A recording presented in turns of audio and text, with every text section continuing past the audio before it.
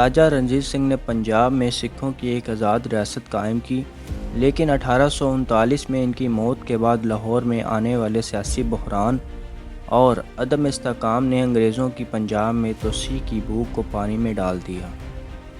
کسی قابل قیادت کی عدم موجودگی میں ایک ایسی صورتحال سامنے آئی جو باہر سے مداخلت کے لیے انتہائی خطرے سے دوچار تھیں۔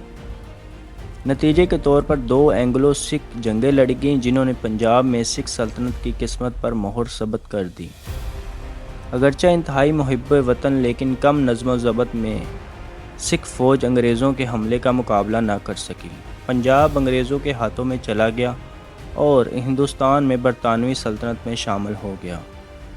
یہ الحاق کوئی الگ تھلگ واقعہ نہیں تھا، بلکہ راجہ رنجیت سنگھ کی موت کے بعد کے واقعات کے طویل سلسلے کا ایک حصہ تھا۔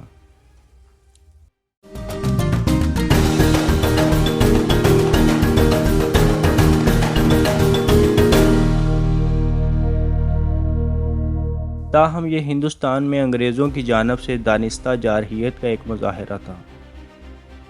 احمد شاہ ابدالی کے حملوں سے پنجاب میں مراٹھا سلطنت کا اثر کافی حد تک کم ہوا، لیکن سکھوں کا اثر مضبوط رہا۔ پنجاب 36 علاقوں پر مشتمل تھا، جن میں سے 12 سکھ ریاستیں تھیں، جنہیں مسلسل کہا جاتا تھا کہ رنجیت سنگھ نے اپنے دور حکومت میں 22 کو متحد کیا ہوا تھا، جبکہ باقی کو برطانوی محافظوں کے طور پر تسلیم کیا جاتا تھا۔ اس نے 1809 میں امرتسر کا معاہدہ طے کیا، جسے دائمی دوستی کا معاہدہ بھی کہا جاتا ہے، اور ایسٹ انڈیا کمپنی نے ستلج سے آگے ان کا حق قبول کیا۔ تاہم 1839 میں ان کے وفات کے بعد پنجاب میں سیاسی عدم استحکام چھا گیا اور حکومتوں کی تیزی سے تبدیلی دیکھی گئی۔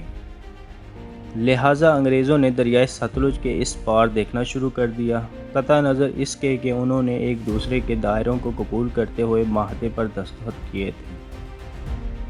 رنجیت سنگھ کے جانشین ریاست کے معاملات کو سنبھالنے کے قابل نہیں تھے۔ اس کے بیٹے کھڑک سنگھ کو چند ماہ بعد تخت سے ہٹا دیا گیا۔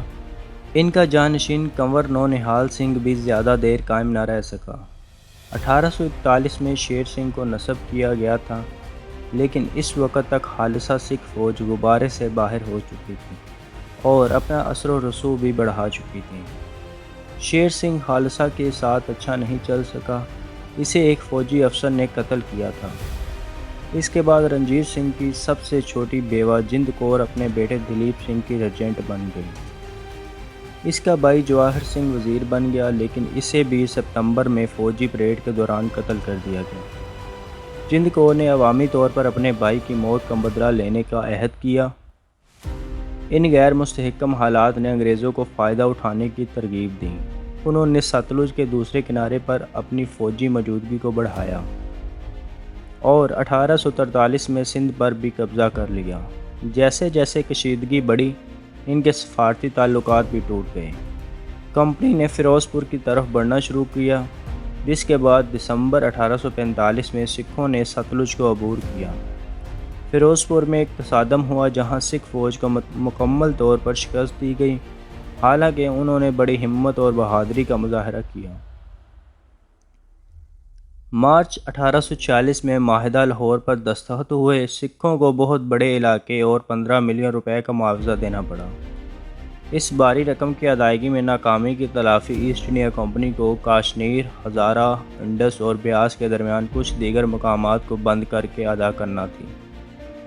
دلیپ سنگھ کو پنجاب کا حکمران اور اس کی والدہ کو ریجنٹ کے طور پر جاری رکھنا تھا۔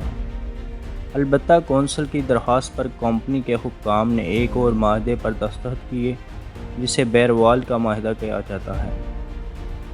اس معاہدے کے تحت مہرانی کو 1,50,000 کی پینشن فراہم کی گئی، لیکن ان کی جہاں لاہور میں ایک برطانوی باشندے کو ایک ریجنسی کونسل کی مدد سے تبدیل کیا جانا تھا۔ اس سے انہیں حکومت پر مؤثر کنٹرول حاصل ہو گیا۔ ہنری لارنس کا رہائشی بن گیا، لیکن وہ بیمار پڑ گیا اور لندن چلا گیا۔ ان کی جگہ سر فریڈرک کوری نے لی۔ اس نے سخت پالیسی اختیار کی، جس کی وجہ سے تعلقات کافی کشیدہ ہو گئے۔ اس کے نتیجے میں دوسری اینگلو سکھ جنگ چھڑ گئی۔ شیر سنگھ نے 14 ستمبر 1848 کو ملتان میں بغاوت کی سکھوں نے رام نگڑھ کی لڑائی میں انگریزوں کے حملے کو پسپا کر دیا۔